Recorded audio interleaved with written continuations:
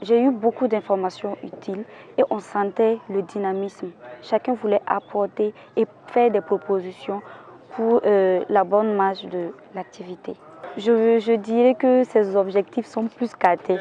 C'était plus au-delà de mes attentes. Je dis merci au CROSS Waiguya pour la grande mobilisation et le dynamisme des participants. C'était vraiment intéressant. Ce matin, dans ce cadre, c'était l'occasion pour nous d'avoir quelques informations sur le plan au niveau de la région du Nord présentée par la DREP et également une présentation sur la coordination régionale de la jeunesse qui nous a permis de savoir ce qu'ils font. Avant, on n'arrivait pas à se mobiliser au niveau des OSC. Je crois que ça, c'est une occasion très belle qui va permettre de pouvoir regrouper les OSC afin de pouvoir travailler en synergie et apporter les solutions, en tout cas, pour notre intervention citoyenne au niveau de la région du Nord.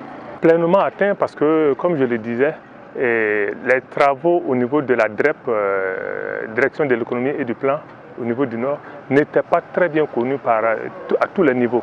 Donc je crois que voici un objectif qui est déjà atteint et surtout sur la mise en place de cette coordination qui pourra piloter les activités.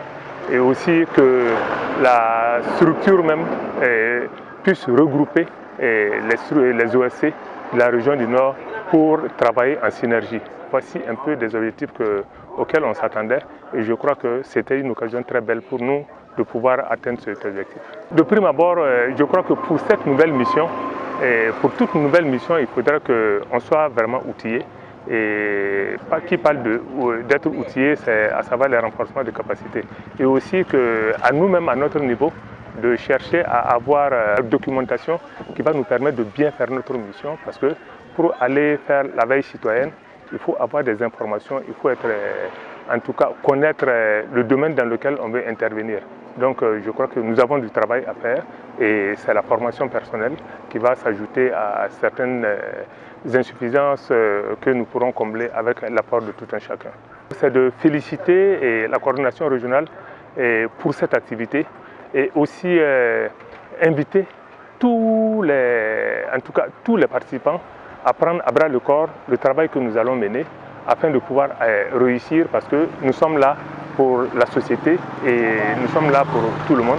Et pour pouvoir atteindre ces objectifs, il faut vraiment une union sacrée et c'est ce que nous attendons. La cérémonie de ce matin a consisté à la mise en place du cadre de dialogue et de propositions citoyennes qui a regroupé 20 organisations de la société civile intervenant dans divers domaines de développement. Les échanges ont porté effectivement sur le suivi du référentiel national de développement et le suivi, évaluation du référentiel national de développement. Ce qu'on a retenu, j'allais dire, c'est la mise en place du cadre de dialogue et de propositions citoyennes et également la désignation de l'organe dirigeant qui devait être quand même devant pour conduire les actions dans le domaine du suivi de ces cadres à travers les référentiels de développement national. Aujourd'hui, on se rend compte de plus en plus que la société civile s'intéresse à cette question de suivi du référentiel national de développement. Et moi, je pense qu'à chaque fois, au niveau supérieur, des propositions sont faites au niveau des décideurs. Et c'est pris en compte. Merci les partenaires financiers pour l'accompagnement au niveau du Conseil national des organisations de la société civile pour la tenue effective de cette session de mise en place du cadre de dialogue et de propositions citoyennes. Ceux qui ont été mis devant, vraiment, c'est un mot, doit vraiment se sacrifier pour la réussite de la mission. Parce que si on se sacrifie, moi je pense qu'on aura quand même atteint nos résultats. Donc ce qu'on va leur demander, c'est l'esprit de sacrifice.